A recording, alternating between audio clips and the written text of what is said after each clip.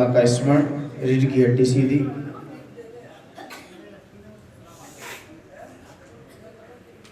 ओम नमो अरिहंताणं।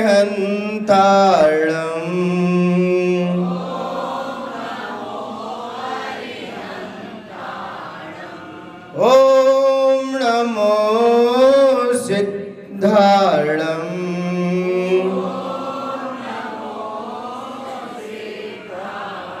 ओम नमो आयर्यणं। ओम नमो वज्रायणं। ओम नमो लोहे सवशाहुणं।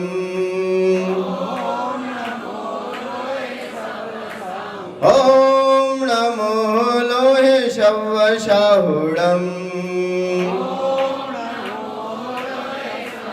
आपने आपको आप में वर लिया।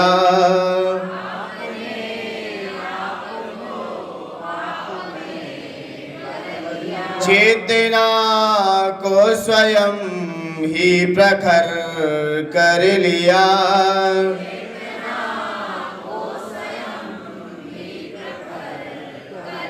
वीतरागी प्रभु हे महावीर जिन।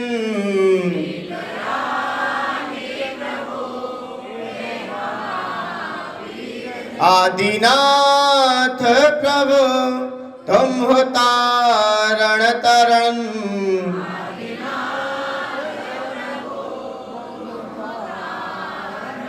आपके द्वै चरण में विनम्र नमन।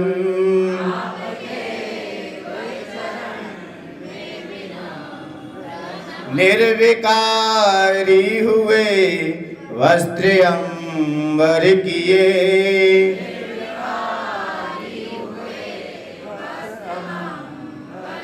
छोड़कर राग को जो दिगंबर हुए।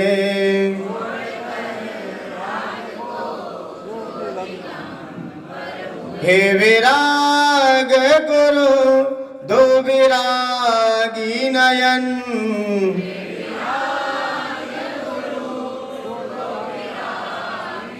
हे विनम्र गुरु दो मुझे अवसरण।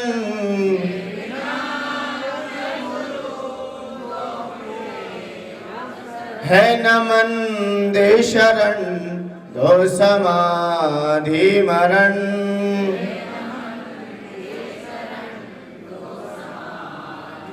आपके द्वै चरण में विनम्र नमन।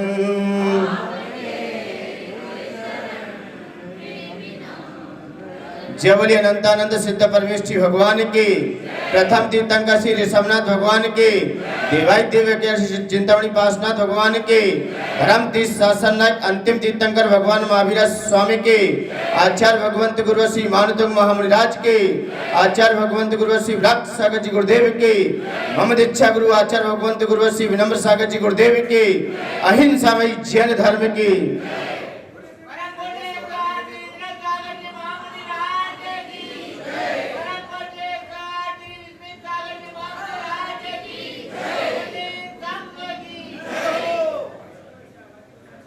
कल हम सभी ने आचार्य मानतुंग स्वामी की जो गीता, ऐसे निरपराधी को भी अपराधी बनाया गया। ये सत्य है कि भूतकाल के अपराध तो हो सकते हैं, लेकिन वर्तमान में कोई अपराध नहीं किया, फिर भी इनको बंदी बनाया गया, फिर भी कारागृह में डाल दिया गया। क्योंकि कारागृह में जब आचार्य मानतुंग का प्रवेश हुआ तो आचार्य मानतुंग समझ रहे थे, जान रहे थे कि मेरे ही द्वारा कोई पूर्व में ऐसा मैंने कर्म किया होगा, आज उसे सहन शक्ति से उसे सहन से, अपने ज्ञान से, अपने ध्यान से, अपने चिंतन से, अपने अनुभव के द्वारा इस कर्म को यहीं पर समाप्त किया जाए, क्योंकि आगे ना बढ़े। क्योंकि ऐसा उदाहरण कई मिलते हैं कि चंदन वाला ने भी कोई अपराध नहीं किया, फिर भी उसे लोहे की सांकों में डाला गया, कोई अपराध नहीं किया। और भी उदाहरण मिलते हैं। शुद्ध सागर जो कि अकंपन 4749 के साथ थे, उनको भी 4 मंत्रियों ने आके कीलित कर दिया। कई उदाहरण हैं, इनने कोई अपराध नहीं किया, ना आचार्य मानतुंग ने, ना चंदनवाला ने, ना कंपनाचार्य आदि के साथ जो मुनिराज थे शुद्ध सागर जी, और चांडाल ने भी कोई अपराध नहीं किया, फिर भी राजा ने उसे कहाँ फेंकवाने का आदेश दिया? कहां पर? नदी में फेंक दो। लेकिन पीछे समुद्र था, उसमें फेंक दो, सैनिकों से कहा। लेकिन सैनिक क्या करें, राजा की आज्ञा है। राजा की आज्ञा के कारण ही इन सारे निरपराधियों को भी अपराधी बनना पड़ा। लेकिन वो क्या थे? वो अपने धर्म पर आस्थावान थे, श्रद्धावान थे। वो जानते थे कि अब जो धर्म ध्यान जो किया जाता है, आज्ञा विचय और विपाक विचय और अपाय विचय, ये 2 धर्म ध्यान का सहारा अब यही लेना पड़ेगा। इनका ही मुझे संपर्क लेना पड़ेगा, क्योंकि जो मैंने पूर्व में जो कर्म किए हैं, अब मुझे ही इसका फल भोगना पड़ेगा। लेकिन मुनिराज तो अपने पूर्व कर्मों का चिंतन कर लेते हैं, लेकिन मान्यवर जो नए कर्मों को बांधते हैं ना, वो तो बंध ही जाते हैं,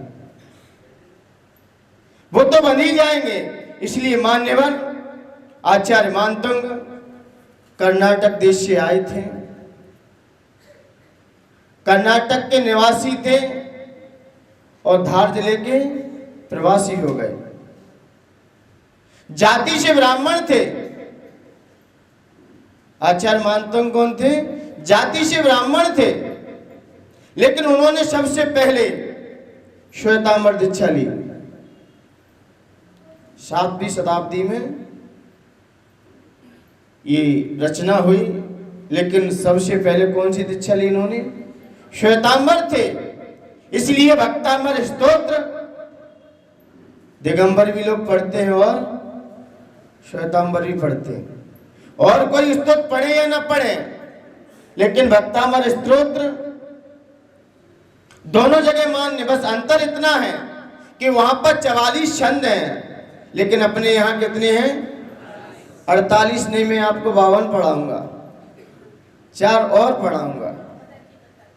48 तो है ही, लेकिन 4 और हैं।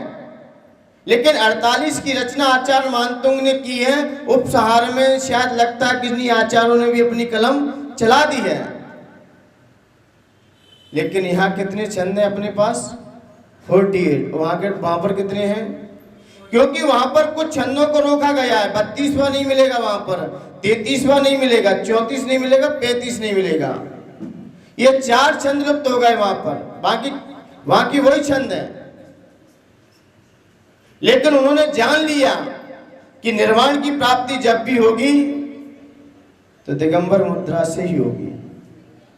तब उन्होंने जाके अपने उस स्वरूप को समझकर उन्होंने अपने गुरु को स्वीकार किया।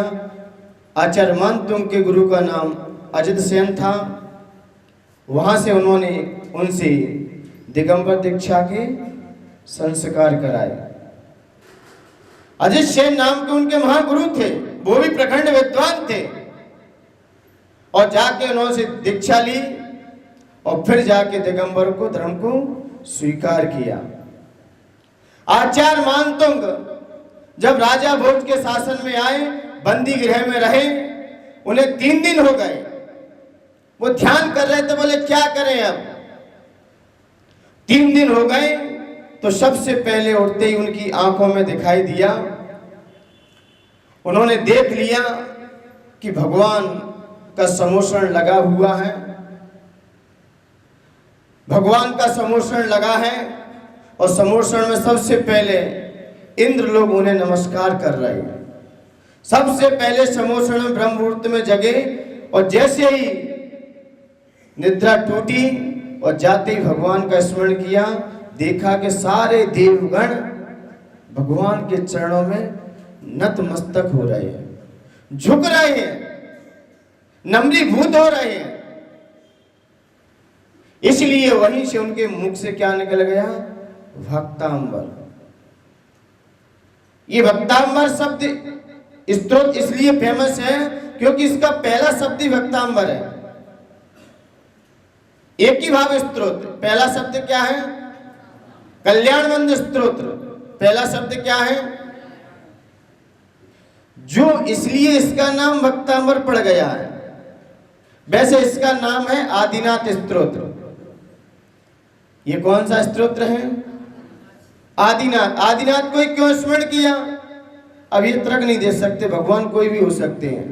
इसमें नाम कहां पर आया है? तो जब दूसरे छंद में अपन देखेंगे तब वहां क्या लिखा मिलेगा? प्रथमम जिनेन्द्रम।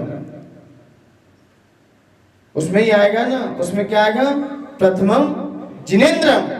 इससे पता चल जाता है इसमें आदिनाथ भगवान की स्थिति की गई है, इसमें आदिनाथ भगवान का स्मरण किया गया है। और ये छंद बसंत तिल का छंद में लिखा गया है। कौन सा है? वसंत तिल का छंद। छंद कौन सा है?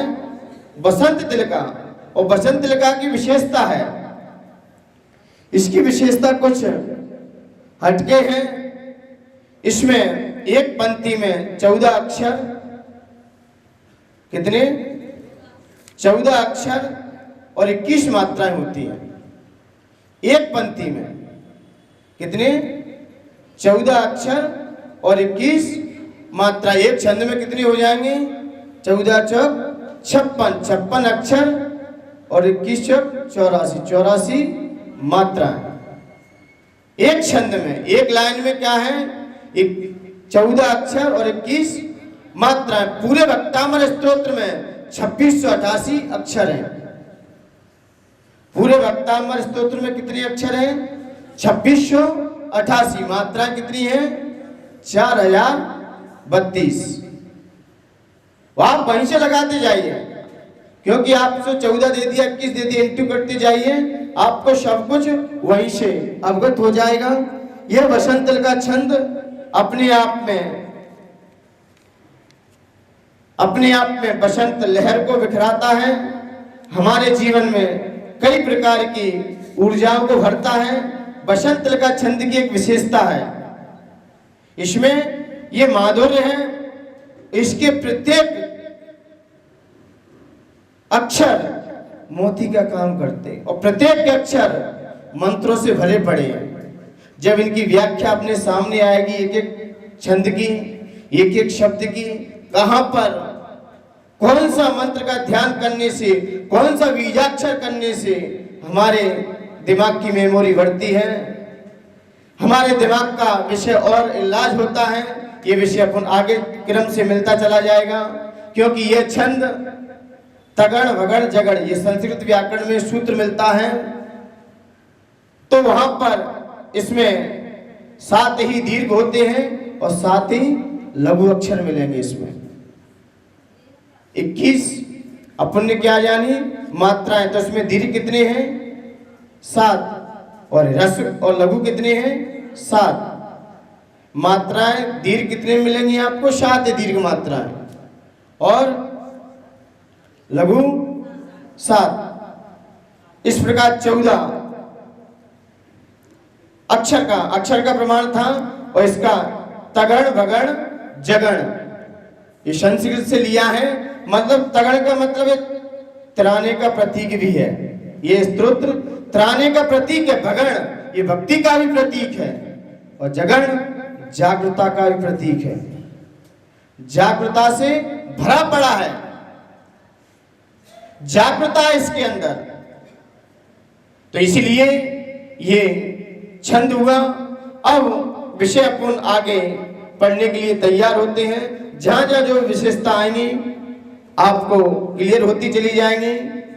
आइए सर्वप्रथम जैसे ही आचार्य मानतुंग ने पहले ही ध्यान करते हुए जैसे ही भक्तामृत स्तोत्र अपने मुख से उच्चारण किया और उच्चारण करते करते करते करते 46वां छंद आ गया। कौन सा? 46 छंद आ गया। क्रम से चलता ही रहा स्तोत्र और जैसे ही आया वहीं पर सारी जंजीरें टूट गईं। 46वें छंद में सारी जंजीरें टूट गई, खुल गई। जैसे ही खुली आचार्य मानतुंग बाहर आ गए, बाहर निकल आए। सारे पहरेदारों ने देखा कि ये तो मैंने तालों में डाल दिए, बाहर कैसे आ रहे हैं। तो सैनिक फिर से उनको ले गए, फिर से छोड़ के आए। लेकिन जैसे ही छोड़ के आए सैनिक बाहर बाद में आए, आचार्य मानतुंग पहले ही बार आ गए। ऐसा सैनिकों ने 3 बार किया कि कहीं कुंदी ढीली तो नहीं हो रही। ऐसा 3 बार करते ही सैनिकों ने कहा, राजन कि जिसको आपने बंदी बनाया था वो तो बाहर खड़े हैं। बोले आपने कुंदी नहीं लगाई क्या, ताले नहीं लगाए? बोले सब कुछ लगाए हैं, वो भी खुल रहा है अपने आप। राजा भोज और कालिदास स्वयं चलते हुए वहां पहुंचे गृह पर। देखा राजा भोज ने स्वयं आचार्य मानतुंग को अंदर रखा, फिर से नई बेड़ी मंगाई, फिर से बंदी बनाया और राजा भोज बाहर निकल के आए।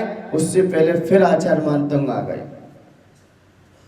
ऐसा राजा भोज ने कई बार किया, लेकिन राजा भोज तो कप गया। बोले ये कोई सामान्य पुरुष नहीं है। अब उनके शरीर से तेज निकलने लगा।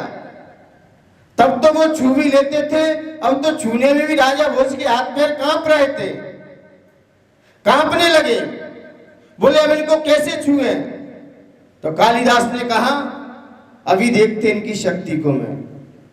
तो कालिदास ने फिर कालिका देवी का आह्वान किया, क्योंकि कालिका देवी का वो दास था, इसलिए उसका नाम क्या पड़ गया? उस मंत्री का। उसने कालिका देवी का आह्वान किया। आह्वान करते ही सामने आई और जैसे ही सामने आई हुक्म आका। तो जैसे ही सामने आई, सामने से चक्रेश्वरी भी आ गई। और चक्रेश्वरी सम्यक दृष्टि होती है।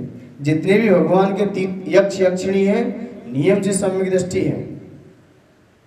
नियम से सम्यक तो भले चारित्र में सम्यक मजबूत है और सम्यक दृष्टि देव बहुत मजबूत होता है। मुझे लगता है इस सारे ये अपना लोक है ना, इसको यूं भी कर सकता है घुमा के। इतनी सम्यक, इतनी शक्ति किसमें होती है? सम्यक दृष्टि देव के अंदर पावर बहुत होता है। जैसे ही चक्रेश्वरी को सामने देखा कालिका ने, वो तो कांप उठी, वो तो हिल हुई। बोले इनके सामने मेरी शक्तियां कोई काम नहीं करेंगी, मेरी शक्तियां कोई काम नहीं करेंगी।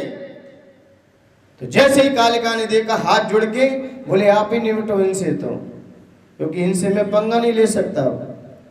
गई तो जैसे ही कालिदास कांप उठा, राजा भोज भी कांप उठा।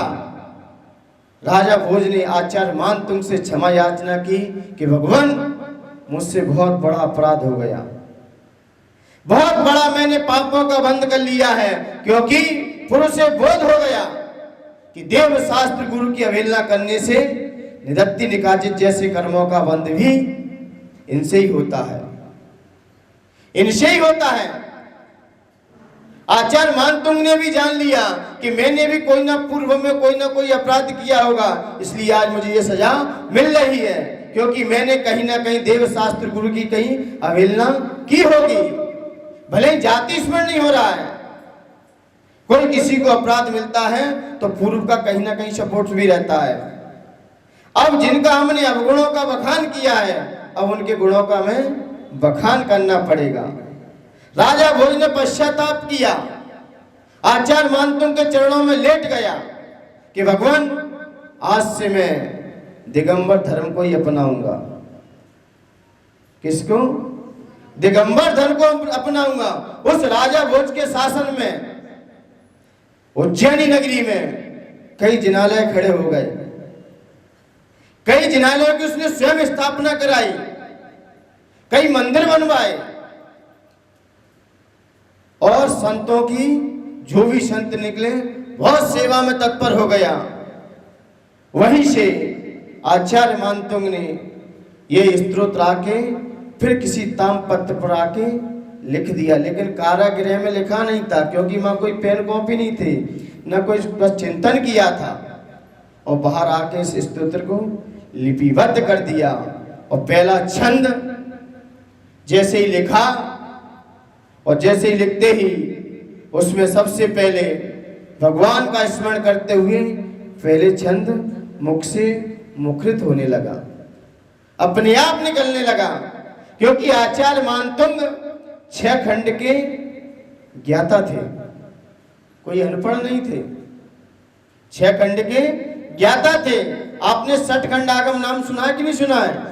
60 खंड आगम, 6 खंड कौन से हैं? कोई पूछे आपके 6 खंड कौन से हैं? भरत चक्रवर्ती तो 6 खंड का अधिपति होता है, लेकिन ये कौन से 60 खंड आगम के ज्ञाता थे? तो सबसे पहले आता है जीवस्त्रान, क्षुद्रबंध। 6 खंड के नाम, 60 खंड नाम आप ग्रंथ पढ़ते हो, तो सबसे पहला कौन सा है? जीवस्तान, क्षुद्रबंध, बंध स्वामित्व, वेदना खंड, वर्णना खंड और महाबंध। कितने हैं? 6 हैं, इसलिए इसका नाम क्या है? 60 खंड आगम।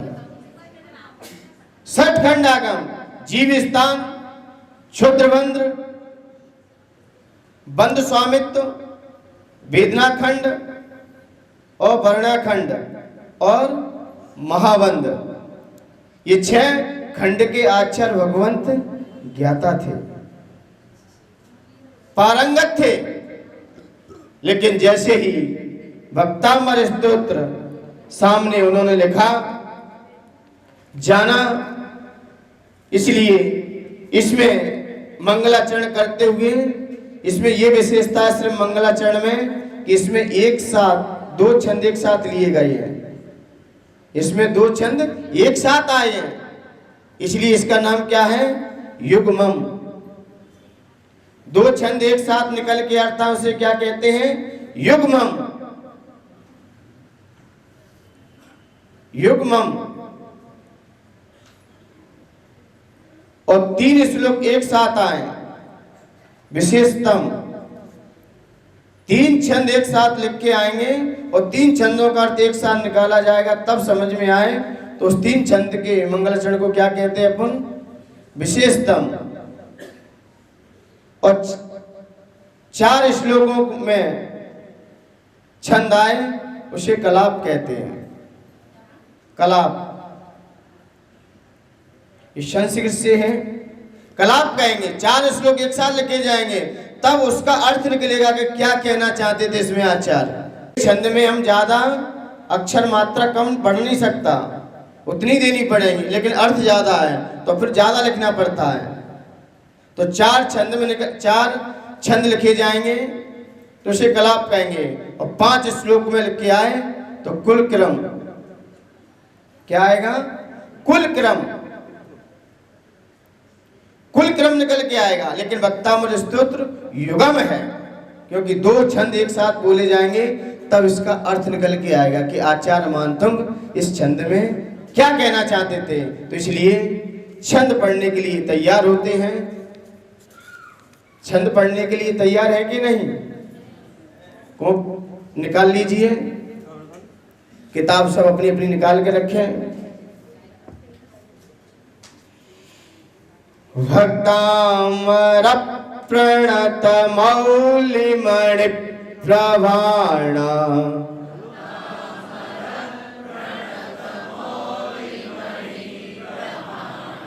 भक्तामर प्रणत मौलिमणि प्रभाण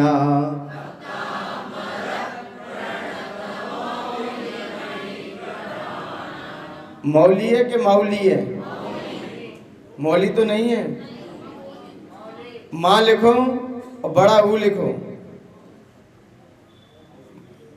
माँ लिखो और बड़ा ऊ, और ला पे छोटी की मात्रा क्या बोलोगे इसे? क्या बोलोगे? मौली की मौली? औरत होती है कि औरत होती है? आप लोग बोलते क्या हो? और लिखा क्या रहता है? औरत। क्या लिखा है? औरत। लिखा क्या है यहाँ पर? मौली। बोलने का तरीका, भक्तामर प्रणत मौली मणि प्रभाण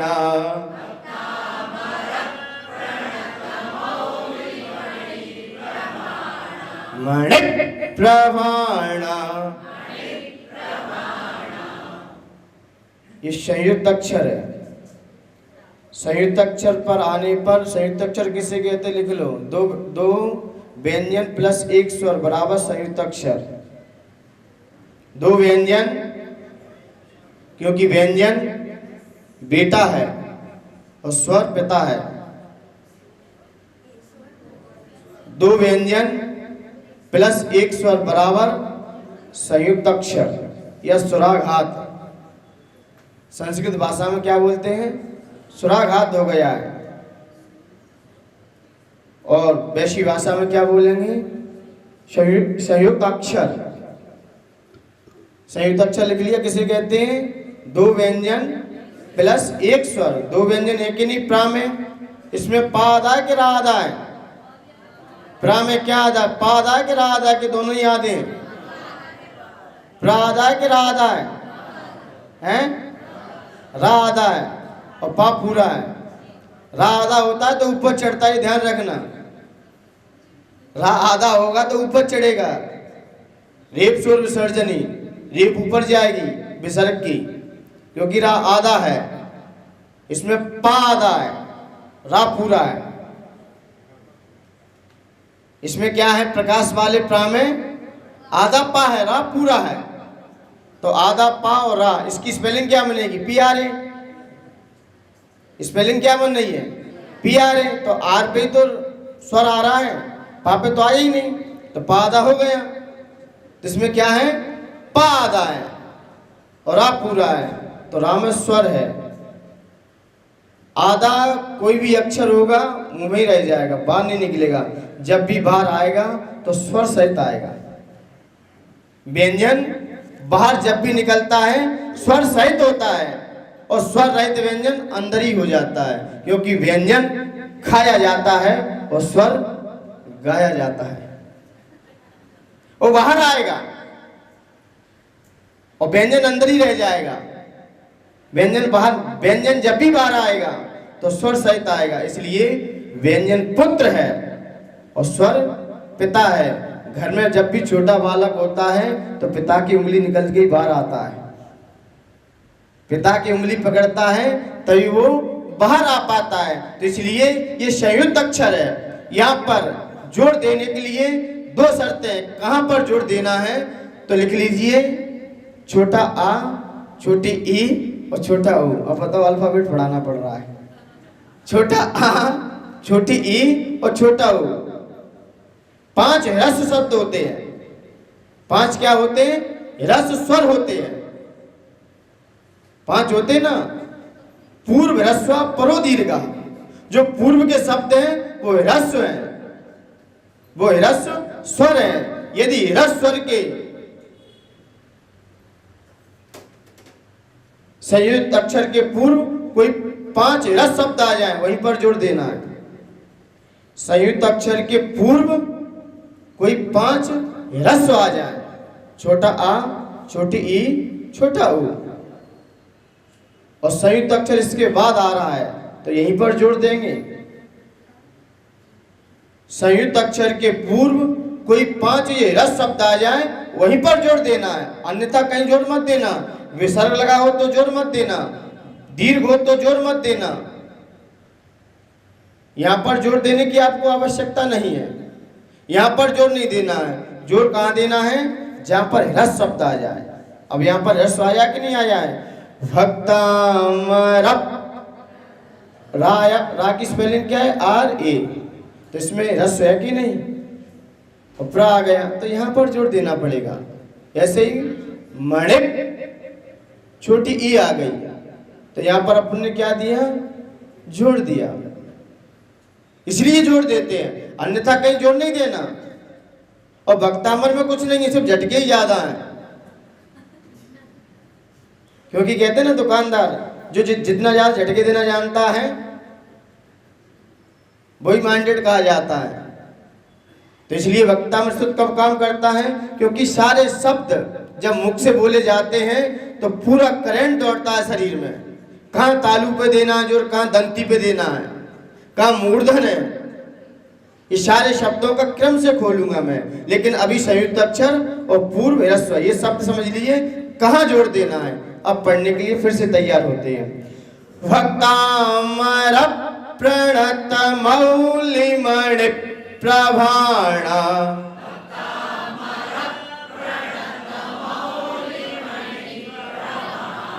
मणि प्रभाणा, मुद्योतकं दलित पाप तमोवितानम,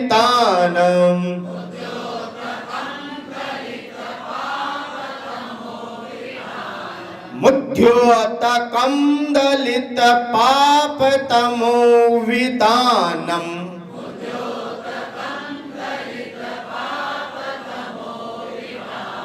सम्यक प्रणम्य जिन पाद युगम युगाधा,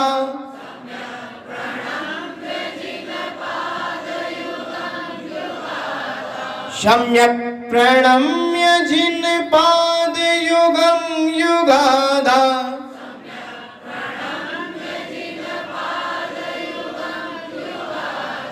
वालंबनम भवजले पततां जनानां,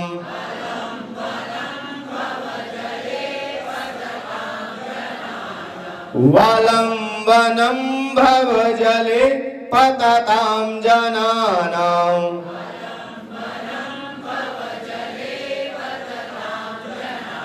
एक साथ बोलिए।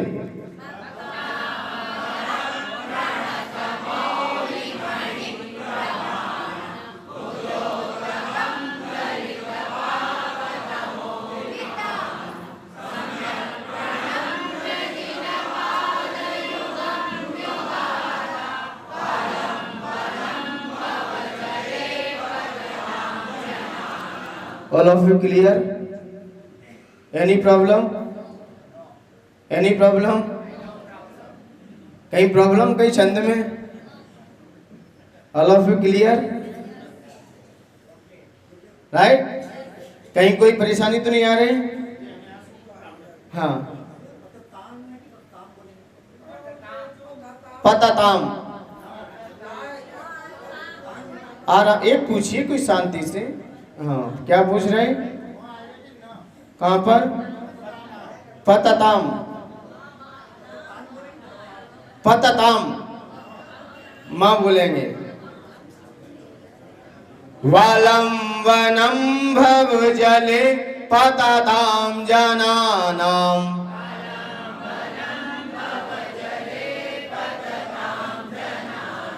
पततां जनानां। हाँ पूछिए, आ गया? हाँ, मुद्योतकम, मुद्योतकम, क्योंकि ये ध्यान रखें अनुस्वार अंतिम में आएगा उसे माई बोला जाएगा। संस्कृत व्याकरण का नियम है, सूत्र नंबर 52 नंबर पर देख लीजिए, वा विरामे। एक सूत्र आता है कातंत्र व्याकरण में, वा विरामे। यदि विराम आ जाए तो उसे माही बोला जाएगा। और बीच में आएगा तो उसे शब्द देखना पड़ेगा कि उसके बाद कौन सा शब्द है, बीच में है तो, लेकिन अंतिम में अनुस्वार लगा है, उसे माँ ही बोलना पड़ेगा, माँ ही बोलना है। जैसे जनानाम, पतताम, मुद्योतकम, वितानम, ये माँ ही बोलेगा ये, क्योंकि ये संस्कृत व्याकरण का नियम है। हाँ, बीच में होता तो उसे शब्द के अनुसार संधि होके बीच में लेते, लेकिन ये अंतिम में है। आपको कातंत्र व्याकरण देखना है, पंच संधि है, आचार्य श्री ब्रह्म द्वारा के लिखी गई एक व्याकरण है, पूज्यपाद स्वामी के द्वारा भी है। सूत्र नंबर 52 पे आप देख सकते हैं कि वहां पर इस शब्द का क्या अर्थ निकाल रहा है। शब्द भी सिद्धि की है और भी सिद्धि की है, आप वहां से भी देख सकते हैं, नहीं तो पुस्तक मेरे पास भी रखी, मैं भी आपको दिखा सकता हूं, ठीक है ना। तो यहाँ पर समझ में आ गया। इसका फल क्या है? सर्व विघ्न विनाशक। इसका फल क्या है? सारे विघ्नों का नाश करने वाला। विघ्न आते कैसे हैं? विघ्न हमारे जीवन में आते कैसे हैं? कोई भी विघ्न आ जाता है, क्यों आ जाता है हमारे बीच? नहीं, जब हम अपने से बड़े, अपने से प्रतिष्ठित लोगों का जितना अपमान करेंगे, कोई ना कोई विघ्न हमारे पास खड़ा ही रहेगा। पूज्य पुरुषों के आप उनके कहे अनुसार या आगम अनुसार यदि नहीं चले तो कोई ना कोई विघ्न आपके जीवन में आ ही जाएगा। यदि घर के बच्चे भी हैं, माता पिता समझाते हैं बेटा ऐसा मत करो, और फिर भी करते हैं, और जब फिर संकट सामने आता है फिर क्या कहते हैं कि बात नहीं मानी आपने मेरी। अब कर लिया विघ्न खड़ा, और बात पहले मान लेते तो काहे को विघ्न आता, क्यों संकट आता? हमने जितने भी आज उदाहरण मिलते हैं, जितने भी पूज्य पुरुषों का जिन्होंने अनादर किया है, उनके जीवन में विघ्न आते हैं। तो इसलिए आचार्य मानते ने से सबसे पहला फल क्या रखा है? ये मुझे लगता है फल किसी आचार्यों ने इसका समीक्षा की है। आचार्य मानते के द्वारा से भक्तामणि लिखा गया है। ये फल मुझे लगता है कि इन्हीं आचार्यों ने जोड़ दिए। सारे विघ्न विनाशक, सारे विघ्नों का नाश करने वाला है ये छंद है। आप इसके अर्थ को समझ लोगे तो मुझे लगता है सारे विघ्न अपने आप हट जाएंगे। किसको समझोगे? इसके अर्थ को। जैसे ही अर्थ समझा अपने आप आपको क्लियर हो जाएगा। विघ्न आते कैसे हैं ये तो समझ में आ गया कि हम पूज्य पुरुषों का, महापुरुषों का अनादर करेंगे, उनकी आज्ञा का उल्लंघन करेंगे तो कोई ना कोई हमारे जीवन में विघ्न आ ही जाएगा, आ ही जाएगा। आप भले ही किसी का सम्मान नहीं कर सकते हैं तो किसी का अपमान भी मत कीजिए। किसी का आप सम्मान नहीं कर सकते तो अपमान भी मत कीजिए, क्योंकि ना जाने कौन सा विघ्न हमारे जीवन में आ जाए। और एक भी विघ्न आ गया पूरी जिंदगी निकल जाती है, लेकिन विघ्न समाप्त नहीं हो पाता।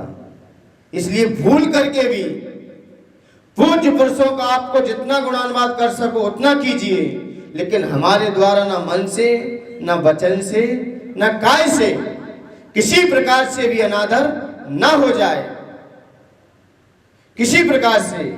नहीं तो कोई ना कोई कर्म उदय में आ ही जाएगा, क्योंकि इनकी भक्ति से जब कर्म कट सकते हैं तो क्या उनकी भक्ति से कर्म बन नहीं सकते क्या?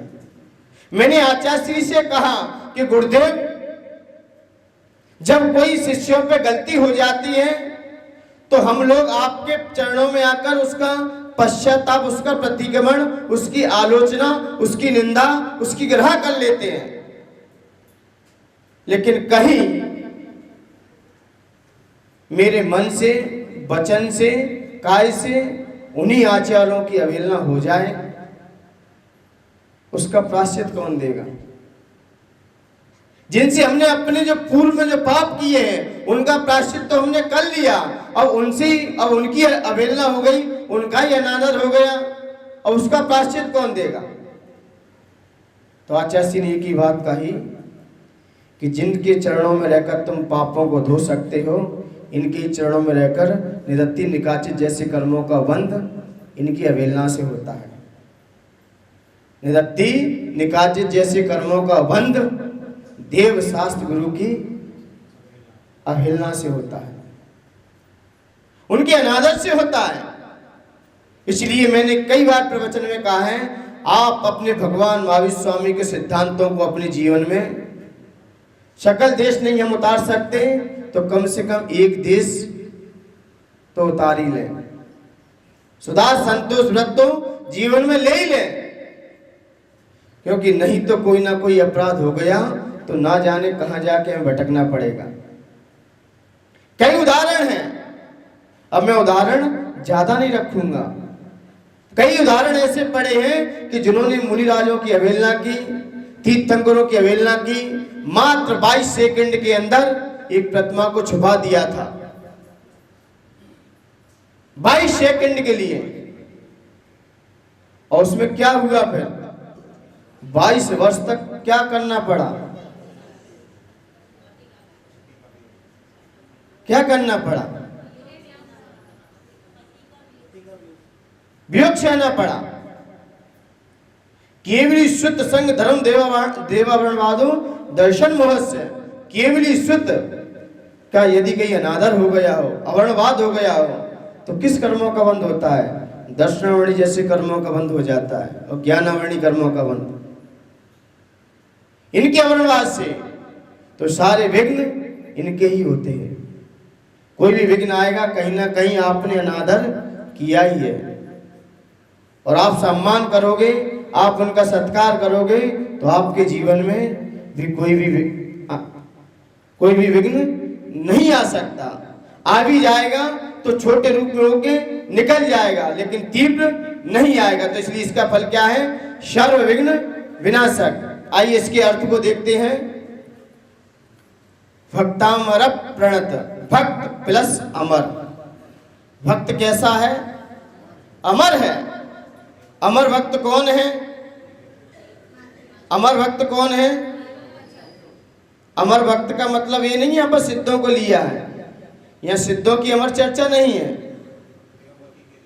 यहां पर देवगति के देव को क्यों रखा है? क्योंकि वह अमर है। जितनी आयु लेके आया है उसका कभी अकाल मरण नहीं होगा, अकाल मरण नहीं होगा। बाकी अन्य देवों, अन्य जीवों का हो सकता है, जो कर्म भूमि में जीव हैं उन त्रियंच मनुष्यों का तो हो सकता है, लेकिन अकाल मरण किस किस का नहीं होता? नंबर 1 देवों का, नंबर 2 नारकियों का, नंबर 3 भोग भूमि जीवों का। किसका? भोग भूमि जीवों का। नंबर 4 चरम शरीरी, जो उसी भव से मोक्ष जाएंगे, उनका नहीं होगा। नंबर 5 जिसने अगली आयु का बंध कर लिया है, जिसने कर्म भूमि के जीव ने अगली आयु का बंध कर लिया है, भुज्यमान आयु का बांध ली है।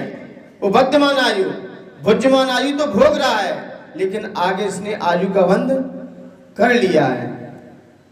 जिसको अगली आयु का बंध हो जाता है उसका अकाल मरण नहीं होता, उसको तो जो भुज्यमान आयु है उसे पूरी भोगनी ही पड़ेगी, बीच में मरण नहीं करेगा,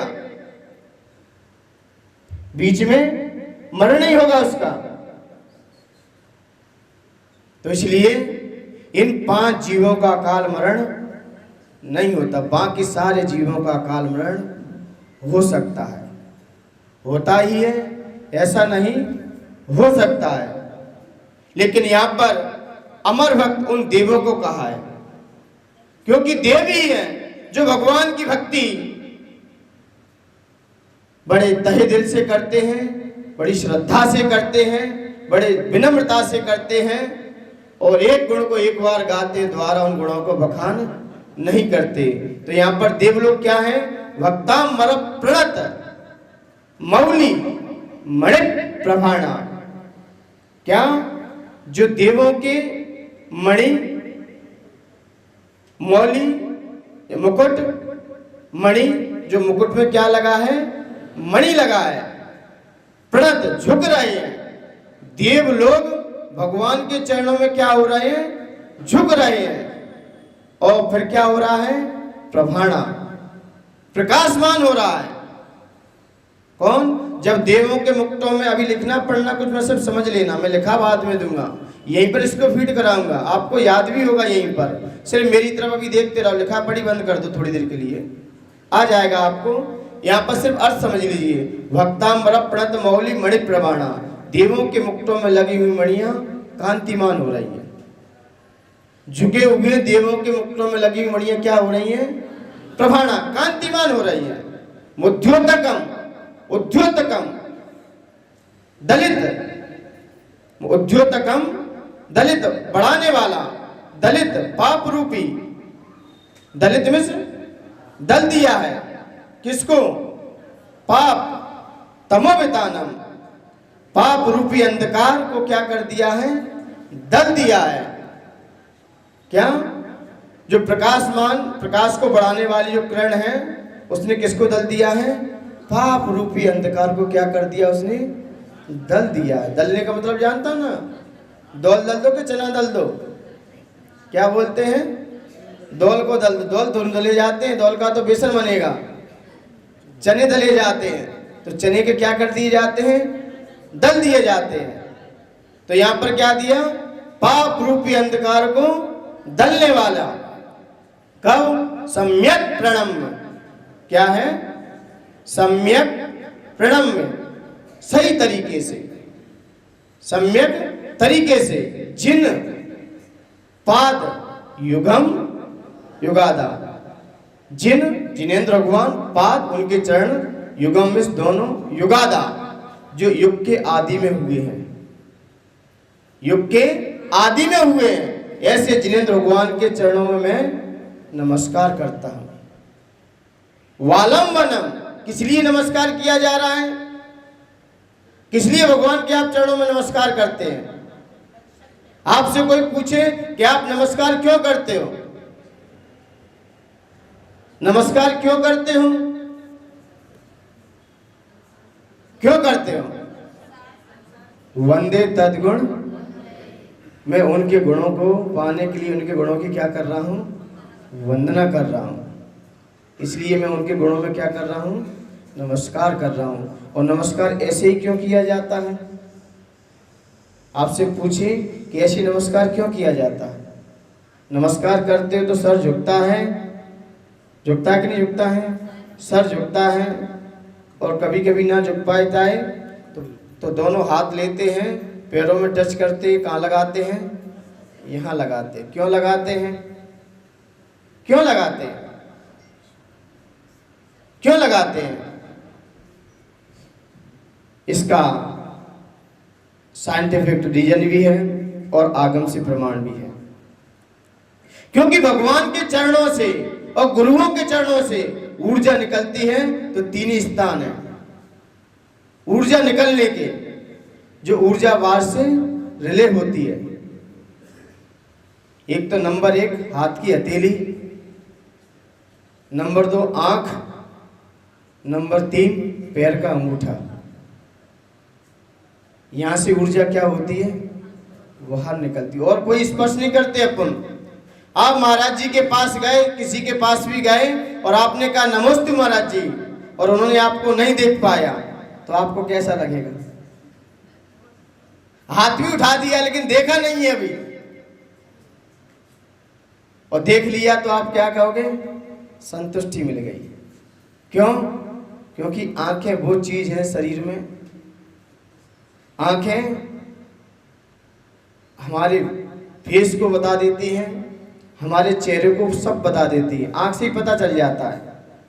आप व्यक्ति की सबसे पहले, कोई व्यक्ति किसी से मिलता है सबसे पहले क्या देखता है? कोई भी व्यक्ति सामने जाए, चाहे गुरु महाराज हो, चाहे कोई फ्रेंड हो, कोई भी हो, XYZ, आप सबसे पहले गए, किसी दुकानदार के पास भी गए, तो सबसे पहले ग्राहक क्या देखता है? क्या देखता है? दुकानदार की सबसे पहले फेस पे क्या देखेगा? आंख देखेगा, कुछ नहीं देखेगा। बच्चा भी यदि माँ से कुछ मांगेगा तो सबसे पहले क्या देखता है? पत्नियां भी पतियों से कुछ डिमांड रखती तो सबसे पहले क्या चेहरे पे देखती हैं? आंखें देखती हैं, क्योंकि आंखें बहुत बड़ी चीज है। भगवान की प्रतिमा जब बनती है पूरी बन जाती है, लेकिन आंख लास्ट में बनाई जाती है, क्योंकि आंख से ही सारा भाव पता चल जाता है। क्यों कहते हैं ना, आंखों ने आंखों से मिलके मुलाकात कर ली, आंखों ने आंखों से मिलके मुलाकात कर ली, रहे दोनों खामोश पर बात कर ली। जो आप फेस से बात नहीं कर सकते वो आंखों से बातें हो जाती हैं। भगवान के यहां भी जाते हैं, आंखों से ही बातें होती हैं। न भक्त बोलता है न भगवान बोलते हैं। दर्शन की परिभाषा क्या है? कोई आपसे पूछे कि दर्शन में क्या देखते हो आप भगवान का, तो सबसे पहले आंख देखते हैं। न वो बोलते हैं न हम बोलते हैं, फिर पूरी बात हो जाती है। यदि भक्त होगा तो वो जान जाएगा कि दर्शन किसे कहते हैं। देखते देखते देखना हो गया, क्या? देखते देखते देखना हो गया, आपको देखकर आप में खो गया। देखते देखते देखना हो गया, आपको देखकर आप में खो गया। क्या कहा क्या सुना ये न मालूम हमें, क्या कहा क्या सुना ये न मालूम हमें। मैं तेरा हो गया तू मेरा हो गया, मैं तेरा हो गया तू मेरा हो गया। ये है दर्शन। दर्शन कोई ये नहीं है चत्तारी मंगल नमोकार पढ़ के सुना दिया भगवान को, ये सुना दिया वो सुना दिया, उन्हें बहुत कुछ याद है। तुम भगवान को सुनाने जाते हो कि भगवान की सुनने जाते हो? कुछ मत सुनाओ उन्हें, भूल के कुछ मत सुनाना, क्योंकि भगवान के पास गुरुओं के पास 3 लोग भूल के ना आए। कौन कौन से? एक तो रायचंद,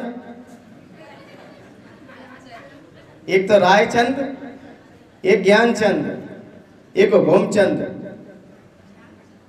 कौन कौन से? रायचंद, ज्ञानचंद और हुकुमचंद। ये 3 भूल के ना आए। यहाँ तो प्रेमचंद आए। कौन आए? प्रेमचंद आए। प्रेम पूर्वक आओ, क्योंकि भगवान से प्रीति करनी है आपको, भगवान से लगाव हमारा। प्रेम पूर्वक आओगे तो बहुत कुछ ले जाओगे। ये तीनों लेके आए तो जैसे आए वैसे ही चले जाओगे, क्योंकि भगवान प्रेम वात्सल्य के भूखे हैं। प्रेम भक्ति है, प्रेम में अपनत्व है। प्रीति करो तो भगवान से करो। यही तो कहा था काली, क्या नाम उनका, वो तुलसीदास की पत्नी ने यही तो कहा कि प्रीति करते हो, प्रेम करते हो, जितना प्रेम तुम मुझसे करते हो उतना प्रेम यदि रघुनाथ से कर लेते तो मुझे लगता है इस संसार में आपको नहीं भटकना पड़ेगा। लेकिन प्रेम किससे? हमें हड्डी खून मांस से। इस चरम से इतना प्रेम है, और यही प्रेम यदि रघुनाथ से होता तो ना जाने क्या से क्या हो जाता आपका। तो हम भगवान के पास आए तो प्रेम का दीपक लेके आए। प्रेम का दीपक लेके आओगे और आप भगवान को नमस्तु करोगे। देव लोग भी सबसे पहले आते हैं तो भगवान के चरणों में झुक जाते हैं, चरणों में झुकते हैं। और देवों के मुक्तों में लगी हुई मणियां यहां से कांतिमान होती हैं। इसलिए ऊर्जा के स्थान निकलने कितने? 3 है। नंबर 1 आंख, हाथ की हथेली। जब भी आशीर्वाद लेने आते तो महाराज जी कहां से आशीर्वाद देते हैं? और छूने का वक्त आया तो कहां छूते हैं? घुटने का पैर। और आजकल के लोग माता पिताओं के क्या छूते हैं? घुटने में। क्या फिर कहते हो घोटू में दर्द हो रहा, छुआ क्या है तुमने? चरण छुओगे तो ऊर्जा मिलेगी, और घोंटू छुए तो घोंटू में तो दर्द तो बंदे तदगुण, जिसकी तुमने वंदना की वो चीज तो अपने आप आपके पास आएगी। अब तुमने घोंटू छुए जिंदगी भर, अब कह रहे हैं महाराज जी घुटनों में दर्द है। अब तुम छुए क्या थे? चरण छुए होते तो आज हमारा आचरण भी अच्छा होता और कोई बीमारी नहीं होती, क्योंकि यहां से ऊर्जा निकलती है और अंदर भी ऊर्जा। 3 स्थान जाने के हैं, रिले भी 3 स्थान से होती है, आती भी 3 स्थान से है।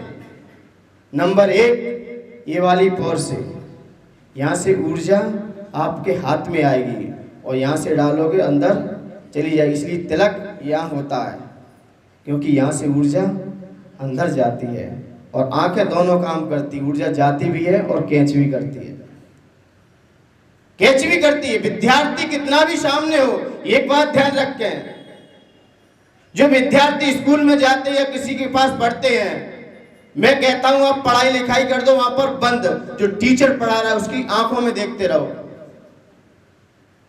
नीचे नाक डाल के बैठते कौन विद्यार्थी बैठते नीचे डाल, जो नीचे नाक डाल के बैठ जाते हैं। लेकिन जो अच्छा व्यक्ति होगा, बुद्धिमान होगा स्टूडेंट, वो टीचर की आंखों में देखेगा। आपने टीचर की आंखों में देखकर सारा विषय पढ़ा है, समझा है, तो आप नया भी उस पर कुछ लिख सकते हैं। नहीं तो दूसरों की कॉपी करना तो सरल है, उसने पढ़ा दिया और हमने पढ़ लिया। आप जब भी पढ़ाएं सामने वाले को देखते रहें, क्योंकि आधा देखने से याद हो जाता है।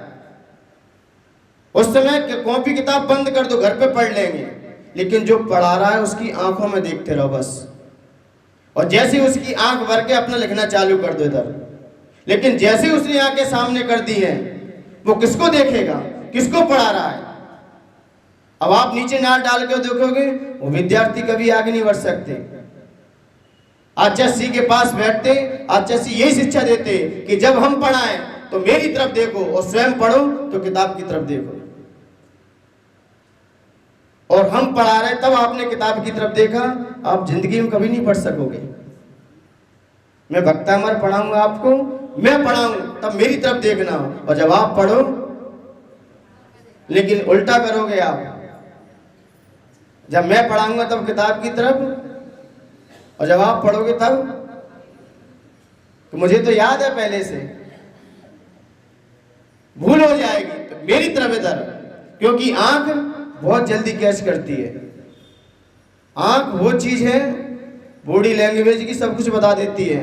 आंख से ही पता चल जाता है व्यक्ति किस मूड में बैठा है, क्या सोच रहा है। आंख सब कुछ बता देगी। नशा का पता आंख से ही चलता है कि कितनी चढ़ी है आज, सब आंख से पता चल जाता है। बच्चे को आंख दिखा दो, समझ जाएगा माँ किस मूड में है आज। तो इसलिए 3 स्थान कहाँ के हैं, रिले के हैं, और 3 स्थान ही ऊर्जा को हमारे अंदर ग्रहण करने के। इसलिए हम भगवान के पास, गुरुओं के पास आते बस यही चाहते, गुरुदेव जो आपकी ऊर्जा है वही ऊर्जा मेरे अंदर समा जाए। ऊर्जा गई, सारी बीमारियां डैमेज हो जाएंगी अंदर से। लेकिन कब होंगी, जब हम उनका चिंतन करेंगे, ध्यान करेंगे। आचार्य मान तुम कर क्या रहे थे, ध्यान ही तो कर रहे थे भगवान का। क्या किया उन्होंने, वहीं बैठे हैं, वहीं चिंतन कर रहे हैं। क्योंकि मैंने कहा ना, परमाणु परिणामों का गुलाम है। परमाणु भरे पड़े हैं, लेकिन हम परिणाम कैसे बनाते हैं, परमाणु वही मेरे पास चल के आ जाएगा। ये आएगा 12वें श्लोक में, लेकिन अभी क्या है, प्रणाम का विषय है। तो हम समीचीन तरीके से, इसमें क्या गया, सम्यक प्रणम जिनपाद युगम युगादा, मैं सम्यक तरीके से प्रणाम करता हूं। वालंबनम, आलम्बन, आलम्बनम भव जले, जिनके क्या है, चरण कमल क्या है, आलम्बन है, किसके लिए, भव जले, भव रूपी संसार में पतताम, गिरे हुए, जनानम प्राणियों के लिए, प्राणियों के लिए जिनके दोनों चरण कमल क्या है, आलंबन है। संसार में गिरे हुए प्राणियों के लिए जिनके दोनों चरण कमल क्या है, आलंबन है। किसके लिए, जो संसार में डूब रहे हैं, उनके लिए आपके दोनों चरण कमल क्या है? आलंबन है। यही दोनों चरण कमल संसार में व्यक्ति को निकाल सकते हैं और कोई दूसरा रास्ता नहीं है। तो इसका पहला अर्थ क्या था? क्या? देवों के मुक्तों में लगी हुई मणियां कांतिमान होकर सारा अंधकार मिटा रही हैं। कौन सा अंधकार? पाप रूपी अंधकार मिटा रही हैं। और जिनके दोनों चरण कमल संसार में डूबते हुए प्राणियों के क्या हैं? सहारे हैं। सम्यक प्रणम्य जिन पाद युगम युगादा, डूबते हुए प्राणियों को सहारे हैं। उन आदिनाथ भगवान को नमन हमारे हैं। आ गया अर्थ इसका? आ गया सीधा सीधा अर्थ? आ गया क्या? फीड कराएं। योग मुद्रा में आ जाइए। कौन सी मुद्रा में? योग मुद्रा में। रीढ़ की हड्डी सीधी। मैं ओमकार ध्वनि दूंगा, आप बाद में देना। ओ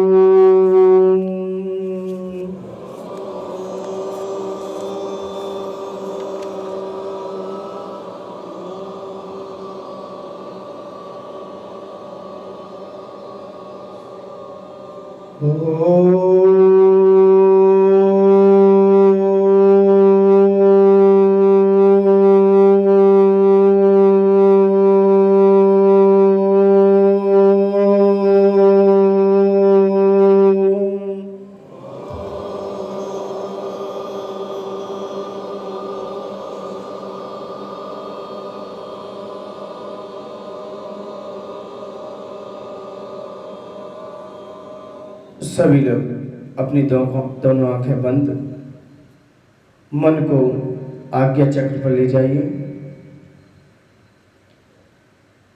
मन हमारा बीचों बीच मस्तक पर है। सिर्फ अपने मन को वहीं ले जाइए। 2 सेकंड के लिए मेरी बात को आप सुनने का प्रयास करें। हे भगवान, जिनके चरणों की आवाज से, हे भगवान, जिनके चरणों की आवाज से देवों के मुक्तों में लगी हुई मणियां, हे भगवान, जिनके चरणों की आवाज से देवों के मुक्तों में लगी हुई मणियां कांतिमान होकर सारा अंधकार मिटा रही है। हे भगवान, जिनके चरणों की आवाज से देवों के मुक्तों में लगी हुई मणियां कांतिमान होकर सारा अंधकार मिटा रही है। जिनके दोनों चरण कमल संसार में डूबते हुए प्राणियों को सहारे हैं। जिनके दोनों चरण कमल संसार में डूबते हुए प्राणियों को सहारे हैं। उन आदिनाथ भगवान को नमन हमारे हैं। हे भगवान, जिनके चरणों की आवाज से देवों के मुक्तों में लगी हुई मणियां कांतिमान होकर सारा अंधकार मिटा रही है। जिनके दोनों चरण कमल संसार में डूबते हुए प्राणियों को सहारे हैं। उन आदिनाथ भगवान को नमन हमारे हैं। हे भगवान, जिनके चरणों की आवाज से, हे भगवान, जिनके चरणों की आवाज से देवों के मुक्तों में लगी हुई मणियां कांतिमान होकर सारा अंधकार मिटा रही हैं। जिनके दोनों चरण कमल संसार में डूबते हुए प्राणियों को सहारे हैं। उन आदिनाथ भगवान को नमन हमारे हैं।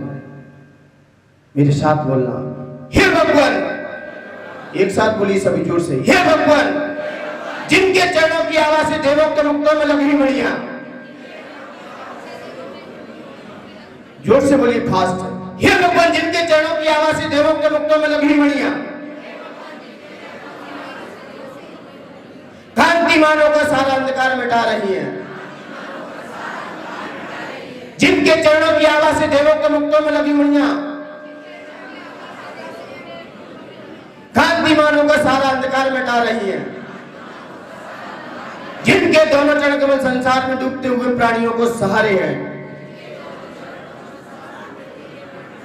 जिनके दोनों जड़ कमल संसार में डूबते हुए प्राणियों को सहारे हैं,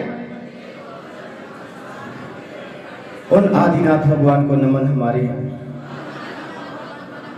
अंतिम बार एक साथ, हे भगवान, जिनके चरणों की आवाज से देवों के मुक्तों में लगी मणियां कांतिमानों का सारा अंधकार मिटा रही हैं। जिनके चरणों की आवाज से देवों के मुक्तों में लगी मणियां कांतिमानों का सारा अंधकार मिटा रही हैं। कांतिमानों का सारा अंधकार मिटा रही हैं। जिनके दोनों जड़ कमल संसार में डूबते हुए प्राणियों को सहारे हैं, उन आदिनाथ भगवान को नमन हमारे हैं। अल्लाह भी क्लियर, आंखें खोल लीजिए, हाथों को मलिए पहले और अपनी आंखों पे लगाइए। जहां